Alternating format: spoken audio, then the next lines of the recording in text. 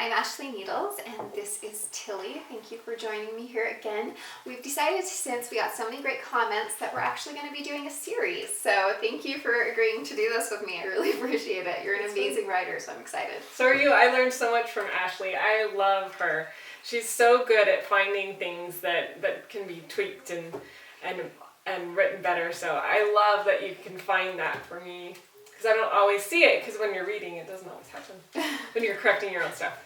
Yeah, I cannot edit my own things. Editing your own stuff is so hard. I mean, because you hear the story in your mind and you're already knowing what's going to happen, and so you just kind of gloss over things. Your brain just kind of makes it correct even when it doesn't. Yeah, because it's so familiar. Yeah. Messy, alto, mi amor. Tranquila. Everybody, this is Messy. She's my dog. You probably have already met her. Well, probably have already seen her in other videos. She's very loved and adored with me. Adored by me. So let's talk about plot, because I've been struggling lately with some things, and I've been needing to do some rewriting because I didn't outline my plot. So I want you to talk a little bit about how you plot your novel. Okay, so as a pantser, What's a pantser? Okay, so a pantser is someone who goes by the seat of their pants. So you just start writing. You just start going and you go with the story. I actually had the end in mind. I knew the beginning. So I was just trying to figure out the middle, you know. Some people just start writing and the story comes to them, which, like, I don't know that I could do it like that much pantsing. But I do pants. It starts coming to me, plot ideas, scene ideas start coming to me as I write. So that's really fun. I love that freedom, actually. That's really cool. Now, if you were writing, say, a science fiction or a murder mystery, would you be able to do the same thing? I think you would need to plan your worlds out a little bit and kind of, yeah, I think that wouldn't work very well for you. So, but for me, as a clean romance writer, it's not going to matter too much about which scene goes where, you know. I mean, occasionally, yes, but most things I can put, I'm going to have them hold hands here, I'm going to have them do this here, you know. So there's a lot of freedom with my genre, so. Yes, clean romance is much easier when it comes on plot, because it's like you can have them hold hands here or anywhere else, you know, in the book. You can have, sometimes you want to have the first initials, you want to, make those come before, but that's just in how you write them. I think you're going to hate your hair right now, so I was like, maybe we should start over. It was like, it was going there. Like this, and then good? Your face, this is good. This is really good. Should we start over? No. She's good, all right. That was beautiful. I was just like, I just hate when my hair's out of place, but. Well, do you remember last week? Oh my goodness, I was showing everything. My hair was wet. It looked oily and greasy. It was hilarious. And so this is gorgeous. She's absolutely gorgeous. I hope I didn't. Okay, where were we? I totally got us up to it. So go ahead. Oh, it's all good. Yeah. So anyway, my hair was wet last week. And this week, if it's a mess, you guys are just lucky that I actually have hair, because I went through chemo, so yeah. She has gorgeous hair. She has gorgeous hair. I love it. But what you were talking about was what challenges you've had with plot. Can you tell me a little bit? Yes. Okay, so I was writing, and I was doing this pantsing thing that she does, and I have like all this stuff in my head of what goes where, because I'm writing something that's sort of a mystery, an erotic mystery and stuff. And anyway, so I accidentally have the main character discovering that somebody is something before he's out going and doing the tests and the blah and other stuff that I had planned. So you found that didn't work out very well. No, it didn't work at all. I'm like, oh crap. I just completely ruined it. Well, at least you didn't write yourself in a corner, which I've heard people have done before, so. When you write yourself into a corner, that's something I have done actually. Quite a few times. I have to kill my darlings. That's hard. I'm like a hoarder of my words. I feel like I am. I'm like, I don't want to erase that. I put it like in a different place and I'll like do another place, but it's still like somewhere. It's like, why am I still keeping this? I don't know. Well, I do them too. I copy it and I paste it onto this thing that it's like parts for book for later or for another book. And so that way I don't have to completely erase them.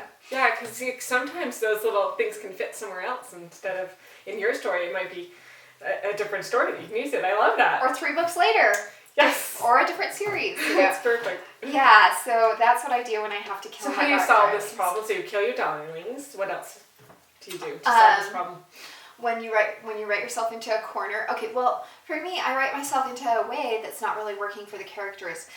For instance, I was going to give the guy amnesia to where he forgets, that she was there and they, got footage and anyway, so I was going to make him forget. I was going to have her strip his mind and his memories. That works, yeah. To where, that way I could have kept all that writing, right? But what I realized in doing that is that would have had her basically raping his mind, and I didn't want to do that. Yeah. I didn't want her violating him in that way, so it didn't really work for me. So I had to take out the entire scene and move it and break it into little pieces, and I'm reinserting it back in my book. But oh my gosh, it is so much work for me. So what I suggest You're like, oh, should have planned, right? So I'm going back through my novel, looking at all my problems that I've come across by doing the whole pantsing thing. Because I thought I could just, keep the plot in my head. I thought that was fine. No problem. I'm the writer. I have everything in my head. And if I write something wrong, I can just fix it later, right? That's what I thought. No. So I'm going through and I'm seeing all these problems I have in my novel. I was like ready to publish, ready to go forward. And then I saw the problems, and now I'm going back and I'm pretty much rewriting the entire book because I didn't go A here, B here, C here, D here, E here, F. I didn't go from A to Z. I went from A to 1, 2, 3. Well, 3, 6, 5, 1, 9, 100. I didn't. That's when you start like copying and pasting, right? You're like, woo, move that there, move that there. If it worked, but my book, it doesn't work that way, so I have to restructure everything. But because there's other characters involved and. Wow, but it's a learning experience. That's a good thing.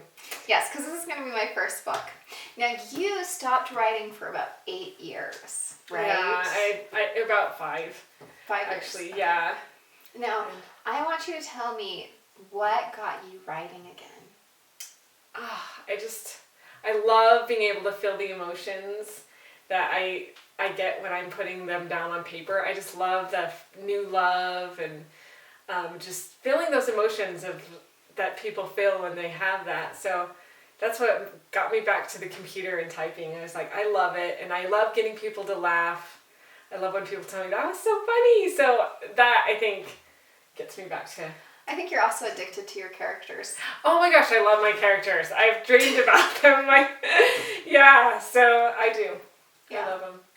So if you are like me and you're going through and restructuring and you're ready to tear your hair out, like right now, because you're like, I was done. I was so done. And then I have to go through and fix everything and it's all broken and it's jumbled pieces. And I'm beginning to feel like I should be in a psychiatric ward. So you just need to remember the love for your characters.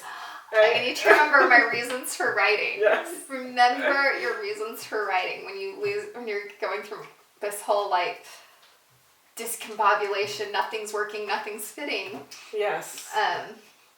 It's all broken into scattered bits and pieces that you are a writer. Remember, you can do this. You can get through this.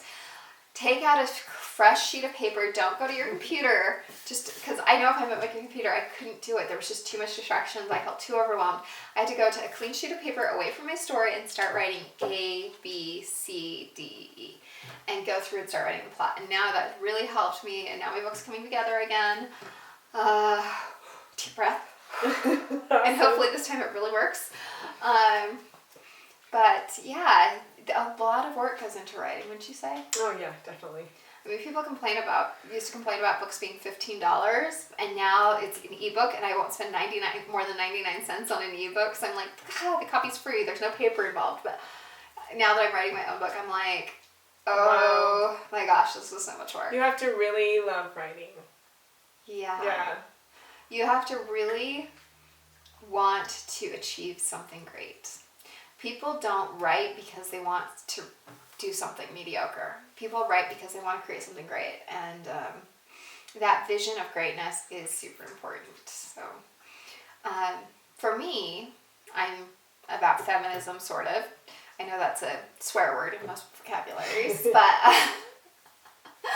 yeah. What are things that you've noticed in your writing where you've been able to develop the characters more through feminism.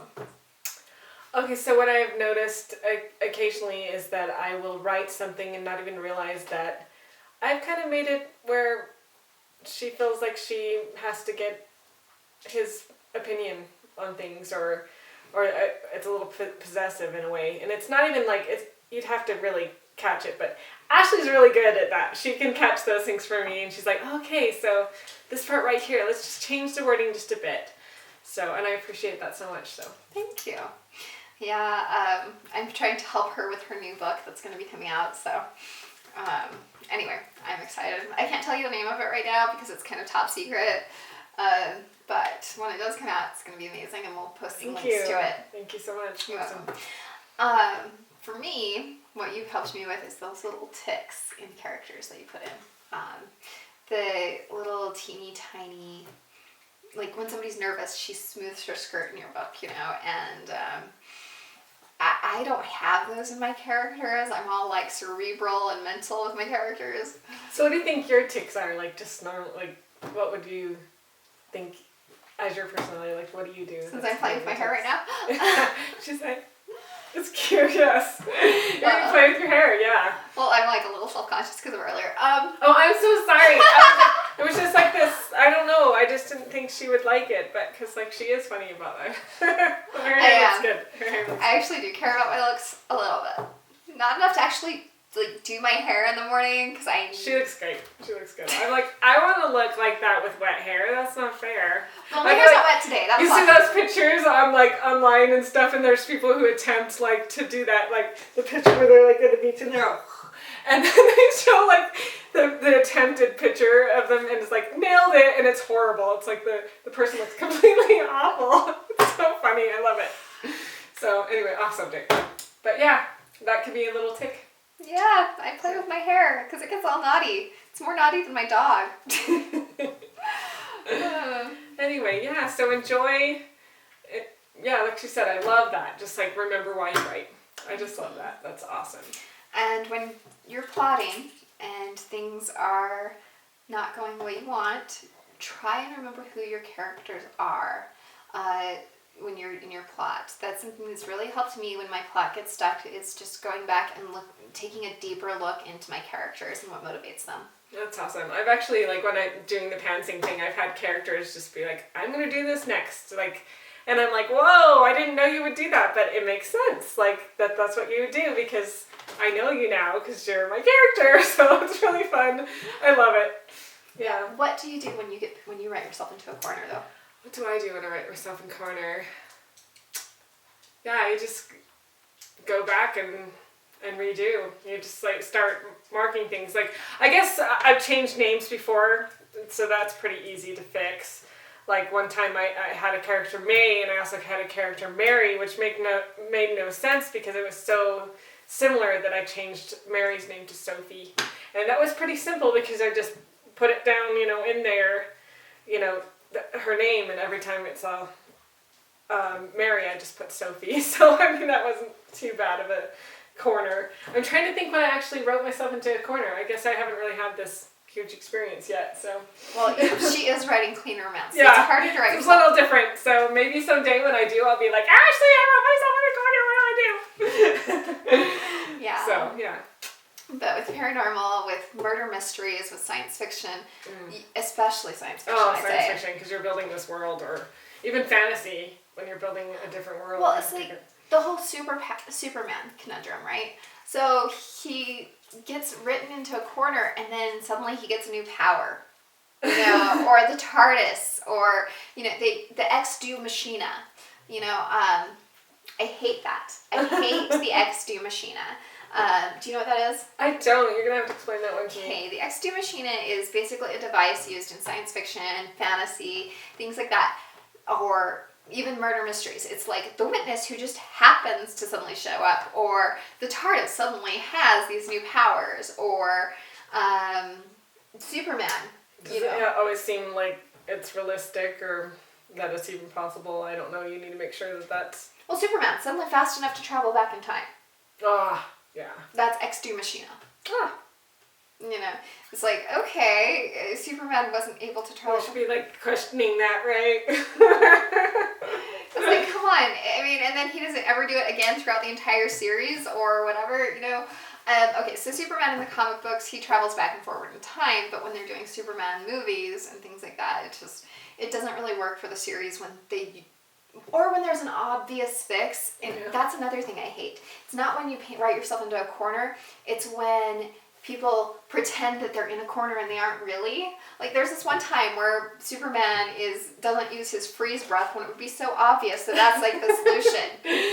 I love that show where they said like how it should have ended, and they end up ending the show like in 5 minutes. It's like the Eagles in Lord of the Rings like take them to you know Mount yes, Doom, whatever. Sinai or something. I don't remember what it was. Chris. It's not Sinai. That's for no sure. crap. I'm sorry. I'm gonna really love. You're gonna fans. They're gonna get me now. I'm in trouble. Sinai's in Jerusalem. I don't know why I just said that. I don't know. But anyway, what I was trying to say, it's hilarious because they always like have these solutions and they say how it should have ended, and it's really fun to watch. So Yeah.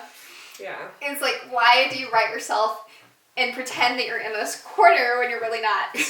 That drives me bonkers. I'm like, really? Really? No. Yeah, because there's an easy solution, right? Just take those eagles to the mountain, drop that ring in. There we go. And it's easy to write it to where that isn't the solution. That's the problem. People don't write it to where that's not the solution or why that's not the solution. Yeah. And it's simple fixes. I'm trying to come up with a thing that isn't one of my friends' books. Okay, so for instance, you're writing about how I see this all the time in romance novels where the solution's obvious to everyone except the heroine. Yeah. Just write a simple reason as to why she doesn't think that will work. Yeah. Why she doesn't think she can confess her feelings, or, you know, and it doesn't have to be like large scale, it's going to be the end of the world, but just give her a reason for being an idiot. No, I mean, I hate when they make stupid heroines. Hi. Yeah. Am I so loved? You gonna make out with me? Okay. I don't like making out with dogs, but you know, for you I'll make an exception. No, really I won't.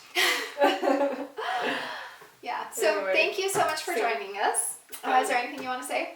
Or are we done? Enjoy it. It'll be fun to write those plots. And I did want to talk about Finding Nemo just slightly. I hate that show. It's so annoying. I know, it is annoying, but I did want to say how, like, he solves a problem, and then it, like, you can tell that it's not solved, basically. It goes from, like, oh, they almost solved that problem, and then, you know, so that's what you can do in your plots. You can do that same kind of pattern, and it kind of, to get that page-turner thing happening. Is he gonna find Nemo? Okay, we know he's gonna find Nemo. I mean, that's Finding Nemo. We know it. But anyway, yeah, so, but you want him to keep turning that page and wonder, like, how is he gonna do it? So, there you go. So, yeah, enjoy your thoughts, but thank you. Yeah. Awesome. I was excited. That was fun to hang out with you guys. I'm going to add something to the whole Finding Nemo. Redundancy. Try to avoid it in your novels, please. So freaking such a freaking redundant show. I swear they said the word Nemo in it like a billion times. I was just, that show just got on my nerves so badly. Yeah, it's interesting how we don't know we're being redundant and it happens, but that's why it's really important to have other people reading your book, because you get something on your mind and you end up writing it again, and so you want to really look at those things. Like, Ashley helped me see that I said handsome quite a few times in one of my pages, so, and I really appreciate that, so